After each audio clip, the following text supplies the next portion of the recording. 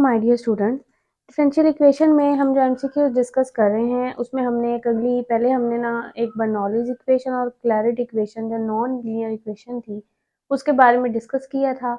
उसका कैसे सॉल्यूशन निकालते हैं वो भी हमने डिस्कस किया था। आज हमने एक तीसरी जो हमारे पास नॉन लीनियर इक्वेशन है, रिकैटी इक्वेशन, हमने आज वो भी डिस्कस करनी है। ये भी एक नॉन लीनियर इक्वेशन होती है, इसको कैसे लीनियर बनाना है और सॉल्यूशन निकालना है आज हम वो डिस्कस करेंगे और फिर उनके रिलेटेड जो एमसीक्यूज होंगे हम उनको भी डिस्कस करेंगे। सबसे पहले जो हमारे पास रिकैटी इक्वेशन होती है, आपको बताया है कि जो लीनियर डिफरेंशियल इक्वेशन होती है वो तो ये होती है, जो जनरल लीनियर इक्वेशन होती है आप लोगों ने पढ़ा होगा, पिछले लेक्चर भी लिए होंगे। D Y by D X plus P of X Y is equal to R of X, ये तो जनरल हमारे पास लीनियर इक्वेशन है। अब ये कैसे रिकैटी बनती है? अगर तो हम इसकी लेफ्ट हैंड साइड पे ये वाली टर्म ऐड कर दें, यानी इस किस्म की टर्म ऐड कर दें कि कोई फंक्शन हो एक्स का और वाई स्केयर वाली टर्म और to the left hand side of one we obtain a non linear equation, तो फिर हमें एक नॉन लीनियर इक्वेशन मिलेगी क्योंकि लीनियर में सबकी डिग्री 1 होती है। तो यहाँ y जो डिपेंडेंट वेरिएबल है उसकी डिग्री 1 से ज्यादा 2 है, तो ये आपके पास कौन सी बन जाएगी? एक तो नॉन लीनियर, और इसकी जो शक्ल है वो आपने याद रखनी है क्योंकि बर्नौलीज की भी कोई आपको बताई हुई है फॉर्म, उसकी क्लैरेट इक्वेशन की बताई है और रिकैटी की भी बता दी है कि जो इस किस्म का फंक्शन होता है ना, जिसमें एक पी ऑफ एक्स और फिर वाई, फिर कोई साथ क्यू एक्स का फंक्शन हो क्यू और साथ वाई स्केयर मल्टीप्लाई हो रहा हो is equal to R of X, ये आपके पास कौन सी बनती है? Riccati equation. अब इसको हमने सोल्यूशन कैसे करना है, यानी अब ये नॉन लीनियर है, इसको लीनियर कैसे बनाना है, फिर लीनियर का सोल्यूशन तो आप लोगों ने डिस्कस किया हुआ है, पिछला लेक्चर आप लोगों ने जरूर ये सीरीज कंप्लीट लेंगे तो आपको 1 बाय 1, क्योंकि हर जो लेक्चर है वो पिछले लेक्चर से मिला हुआ है।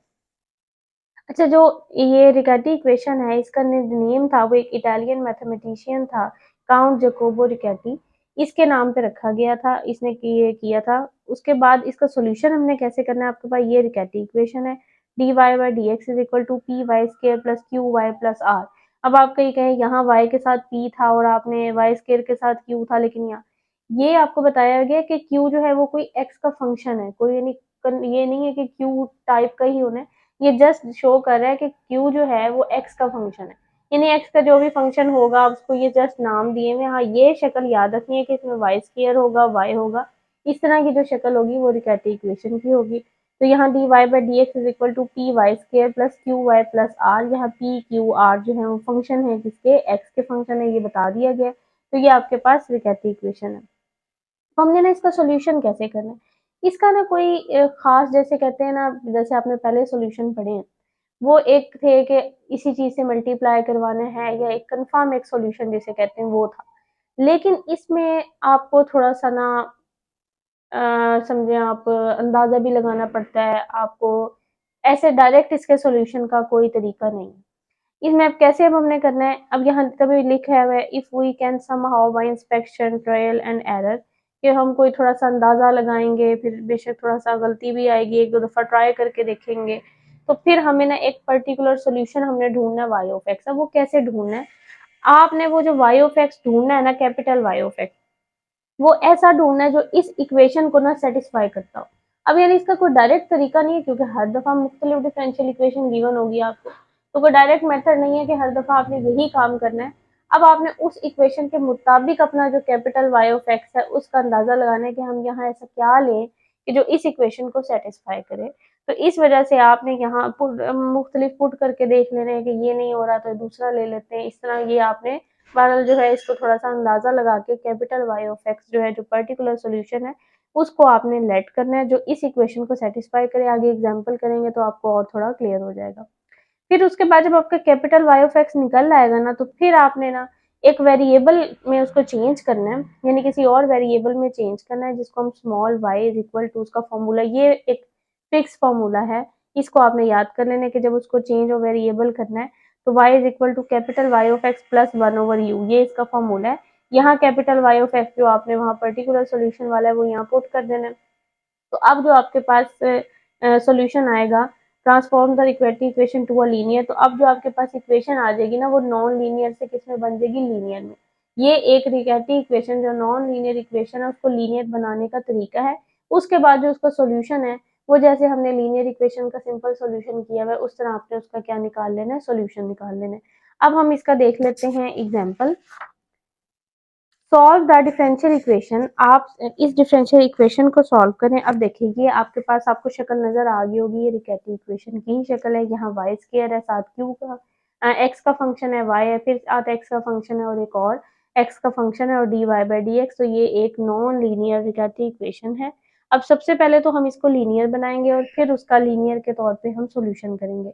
अब जैसे आपको बताया कि यहाँ आपने ना एक particular solution capital Y of X निकालना होता है, लेकिन उसका कोई डायरेक्ट मेथड नहीं है, वो आपने अंदाजे से ही निकालना होता है कि हम ऐसा क्या लेट करें कि इसमें पुट करें तो वो इस इक्वेशन को सेटिस्फाई करे। अब यहाँ ना मैंने यहाँ लिया बाय इंस्पेक्शन गैस लगा के y ऑफ x इज इक्वल टू 1, क्योंकि 1 मेरी इस इक्वेशन को ना सेटिस्फाई कर रहा है। वो इस वजह से कर रहा है क्योंकि जब मैं यहाँ y की जगह 1 पुट करूंगी, 1 का डेरिवेटिव लेंगे तो वो आएगा 0। जब मैं यहाँ 1 पुट करूंगी तो 1 का स्केयर, इसका मतलब है खाली 1 ओवर एक्स, यहाँ भी 1 over x, 1 over x plus 1 over x कितना बनेगा 2 ओवर एक्स, और 2 over x minus 2 over x cancel हो जाएगा तो 0 इज इक्वल टू 0। इसका मतलब है कि 0 इज इक्वल टू 0, इस ये जो y ऑफ x हमने लिया 1, उसने इस इक्वेशन को क्या किया, सेटिस्फाई किया। तो यही हमारा पर्टिकुलर सोल्यूशन है। Define a new variable u by putting. अब आपने वही करना है जो फॉर्मूला बताया था, small y is equal to 1 plus 1 over u। यहाँ कैपिटल Y की वैल्यू पुट करनी थी ना, तो वो कर दी 1। अब आपने इसका डेरिवेटिव ले लेना है, तो y का derivative dy by D x, 1 का डेरिवेटिव 0 और 1 ओवर u का डेरिवेटिव क्या होगा, u ऊपर जाके क्या हो जाएगा -1। तो -1 शुरू में पावर में से एक माइनस, तो वो -2 हो जाएगा, और पावर के अंदर का further derivative du by D x, ये सिंपल डेरिवेटिव लिया हुआ है, यहाँ डायरेक्ट लिखा हुआ है।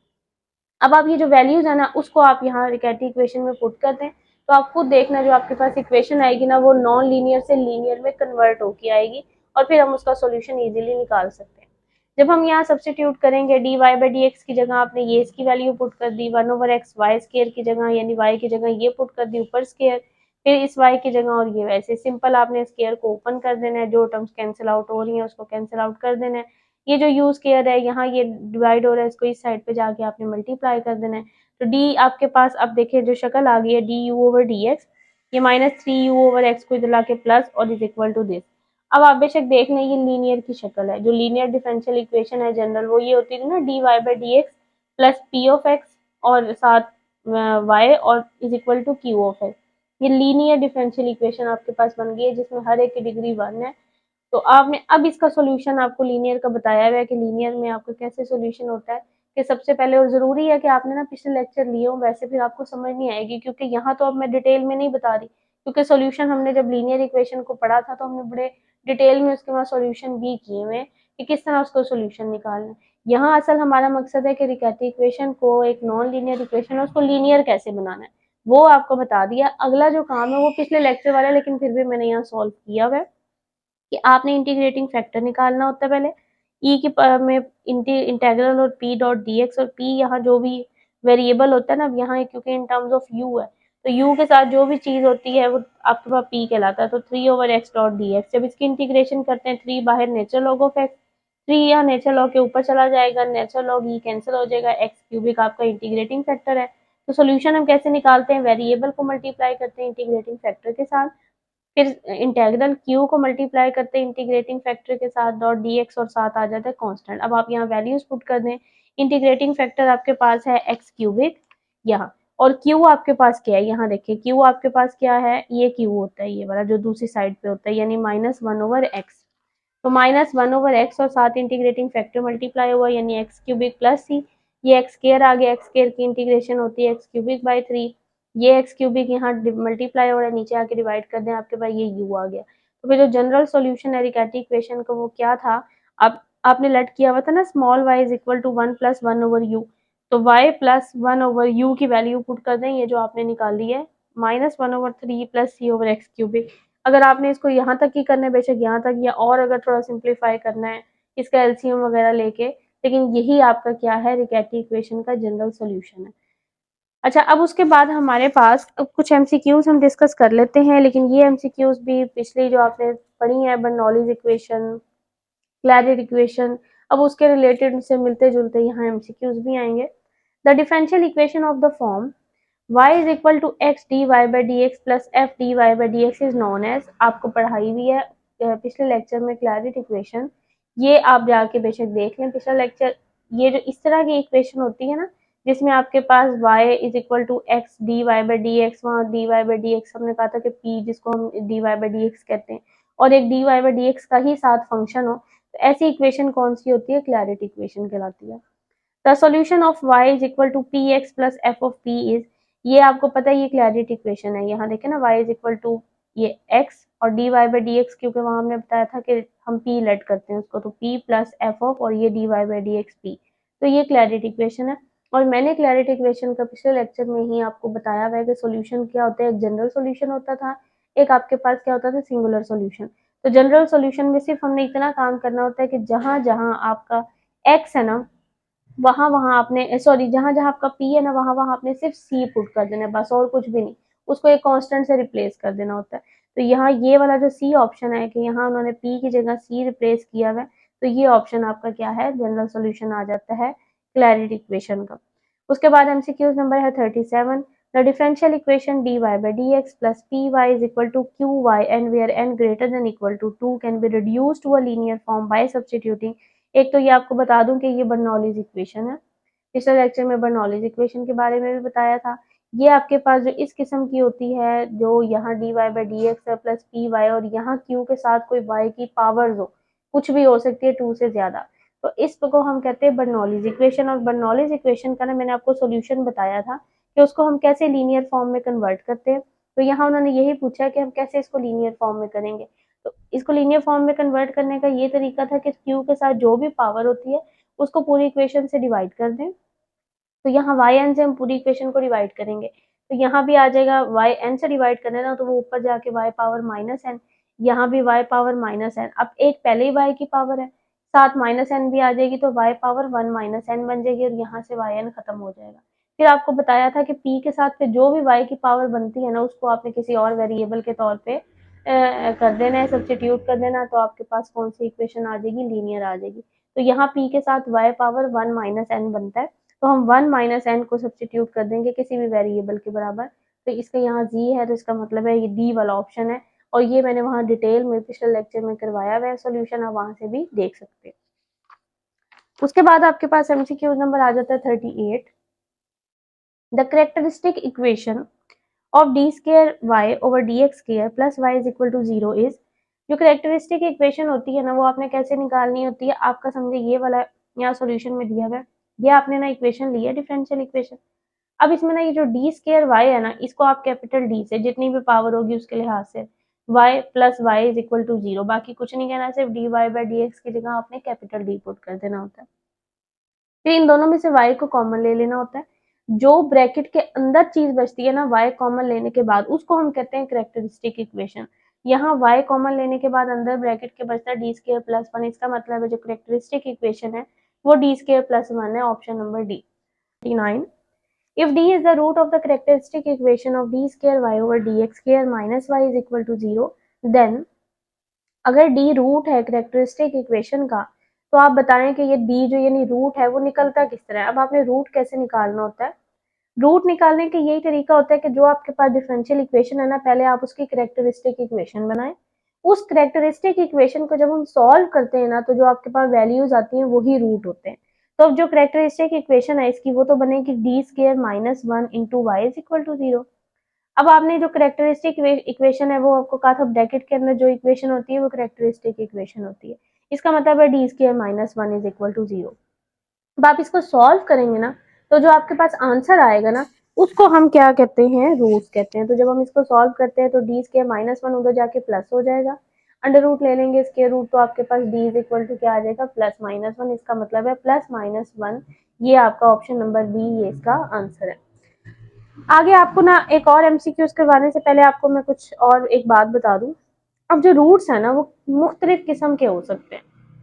अब यहाँ तो देखे ना, जैसे निकला प्लस माइनस 1, क्योंकि हमने ना इन रूट्स की मदद से आगे सॉल्यूशन निकालने होते हैं। अगर आपको वो कहें ना इस तरह के सॉल्यूशन निकालें, ये आपको कैरेक्टरिस्टिक इक्वेशन बना के इस तरह आपने कैसे सॉल्यूशन निकालना होता है अगर आपके पास, और ये जब हमने काम करना होता है जब आपके पास हायर ऑर्डर की डेरिवेटिव यानी हायर ऑर्डर डिफरेंशियल इक्वेशन हो। वैसे तो आपने पीछे जो पढ़ी है सिंपल लीनियर इक्वेशन पढ़ी है, अगर आपने नॉन लीनियर पढ़ी भी है तो आपको बताया है कि उसको लीनियर बना के फिर आपने उसका सोल्यूशन कैसे निकालना है, मतलब वो सारी 1 डिग्री की थी।